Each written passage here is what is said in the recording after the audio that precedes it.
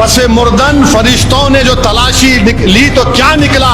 فقط ایک دل کے گوشے سے خیال مصطفیٰ نکلا۔ تمہاری نسلیں فنا ہو جائیں گے، ہم فنا نہیں ہوں گے، ہم ایک گھر سے دوسرے گھر کو منتقل ہوتے۔ میری زندگی کا مقصد تیری دین کی سرفرازی، میں اسی لیے مسلمان، میں اسی لیے نمازی۔ میں اتر پردیش گیا، مختار انصاری کے گھر کو گیا، تو اس کے بعد سے سوشل میڈیا پر یہ تمام کے تمام بانکڑے پہلوان شروع ہو گئے، تیرے کو مار دیں گے، پورے کے پورے۔ ارے بھائی، میں اخلاق کے گھر کو بھی گیا تھا، میں جنید اور نصیر کے گھر کو بھی گیا تھا جن کو زندہ جلا دیا گیا گھاٹ میکا کے۔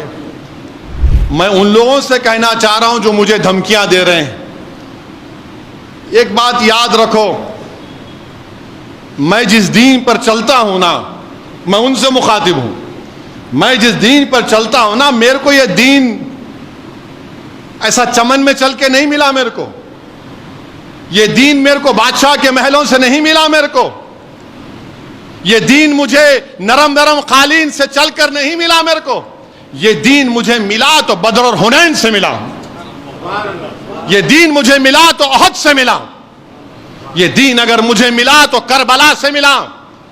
اس دین کی بنیادوں میں عباس علم بردار کا خون ہے ظالموں، تم مجھے جانتے نہیں، تم میرے دین کو نہیں جانتے۔ مار دیں گے، رے تو مارنا چاہے مار لے، میرا وقت نہیں ہے تو نہیں مروں گا، وقت ہے تو برابر مروں گا۔ تم کیا مار دیں گے؟ مار دیں گے۔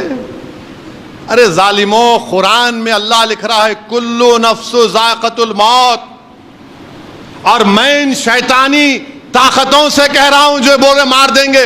ایک بات یاد رکھو، میں کوئی مرغی کا بچہ نہیں ہوں، ایک بات یاد رکھو، مرغی کا بچہ نہیں ہوں۔ بات کے حالات تم جانو، پھر میں اتنا آسانی سے جانے والا نہیں ہوں، پیٹھ نہیں دکھاؤں گا انشاءاللہ تعالی۔ تم کیا، تمہارے باپ بھی آ جائیں گے تو سامنے میں ٹھہروں گا میں انشاءاللہ تعالی۔ مگر یاد رکھو، مومن فنا نہیں ہوتا، مومن فنا نہیں ہوتا۔ اب کیسے نہیں ہوتا؟ موت کیا ہے؟ زندگی اور موت ایک حقیقت ہے نا؟ زندگی اور موت کے درمیان میں ایک حجاب ہے۔ تو ایک گھر سے دوسرے گھر کو جائیں گے آپ، تو فنا کیسے ہوئے؟ ایک گھر سے دوسرے گھر کو جا رہے ہیں آپ اور ہم، تو فنا کہاں سے ہوئے؟ تم فنا ہو جاؤ گے، ہم فنا نہیں ہوں گے انشاءاللہ تعالی۔ تمہاری نسلیں فنا ہو جائیں گے، ہم فنا نہیں ہوں گے، ہم ایک گھر سے دوسرے گھر کو منتقل ہوتے۔ مستدراک ایک حدیث کی مشہور کتاب ہے، عمر بن عبدالعزیز رضی اللہ تعالیٰ عنہ کہتے ہیں کہ آخرت کی زندگی کی تیاری کرو، مومن فنا نہیں ہوتا، وہ ایک گھر سے دوسرے گھر کو جاتا، ایک گھر سے دوسرے گھر کو جاتا ہے۔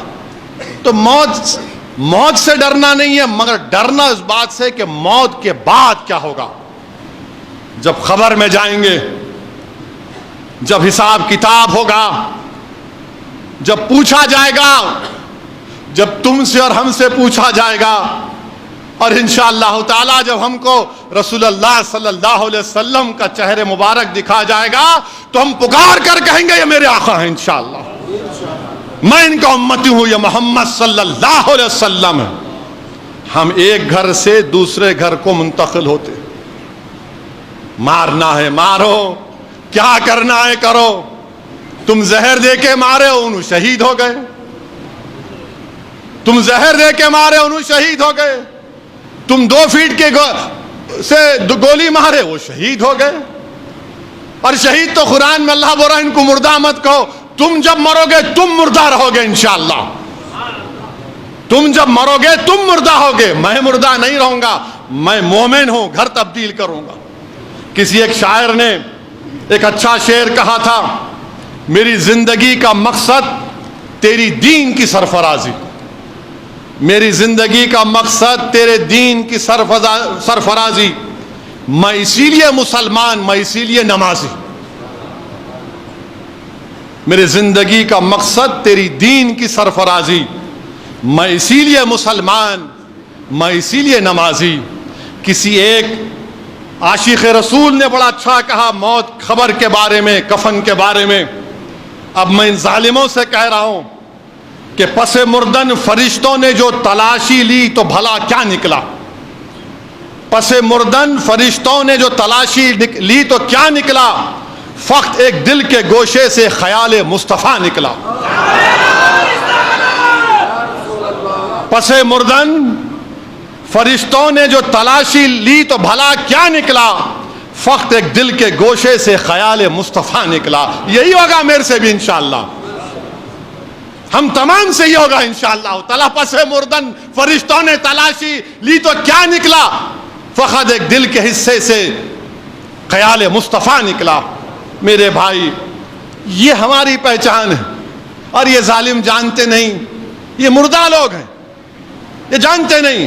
ایک صحابی رسول تھے ابو سعید خثیمہ رضی اللہ تعالیٰ عنہ، ضعیف ہیں، بیٹا بدر میں شہید ہو گیا، احد کی جنگ ہے. رسول اللہ صلی اللہ علیہ وسلم کا جا کر عرض کہتے رسول اللہ صلی اللہ علیہ وسلم آپ میرے لیے دعا کریے. اللہ کے رسول صلی اللہ علیہ وسلم پوچھتے ہیں کیا دعا کرنا چاہیے؟ تو بولے رسول اللہ صلی اللہ علیہ وسلم دعا کریے کہ میں احد کے جہاد میں شریک ہو سکوں اور مجھے اللہ شہادت دے دے.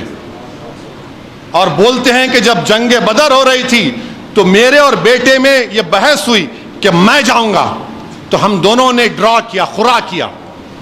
بیٹے کا نام اٹھا، بیٹا شہید ہو گیا الحمدللہ. اور کہتے ہیں ضعیف باپ کہتا ہے رسول اللہ صلی اللہ علیہ وسلم میں نے رات میں اپنے بیٹے کو خواب میں دیکھا جنت میں، اور کہہ رہا ابا جان جلدی آؤ میں آپ کا انتظار کر رہا ہوں. ارے ظالموں، ہم کو اسلام ایسے ملا. اللہ کے رسول صلی اللہ علیہ وسلم ان کے لیے دعا کرتے ہیں، وہ شہید ہو جاتے ہیں.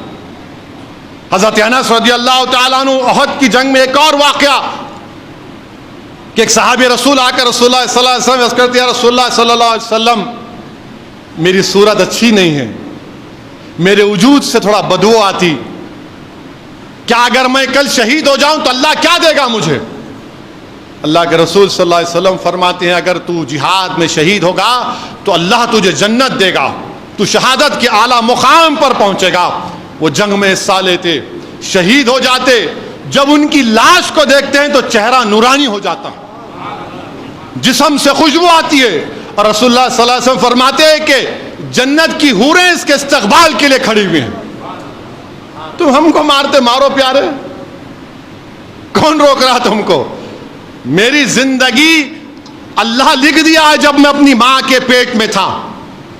میری ذلت، میری عزت، میری رزق، سب چیز اللہ لکھ چکا ہے. تم کیا لوگے مجھ سے؟